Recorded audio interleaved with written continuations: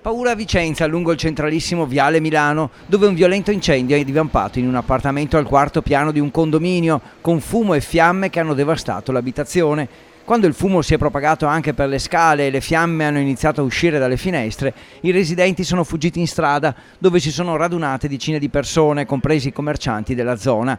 Un uomo, residente dell'appartamento, è stato messo in salvo dai vigili del fuoco, intervenuti con l'autoscala e con numerosi mezzi. Le fiamme hanno interessato tutto l'appartamento e le lingue di fuoco hanno lambito anche i piani superiori. I pompieri, arrivati con un'autopompa, un'autobotte, l'autoscala e altri 2 mezzi leggeri, con 12 uomini, coordinati dal funzionario di guardia, hanno spento il rogo, evitando il coinvolgimento di tutto il condominio e dei fabbricati attigui.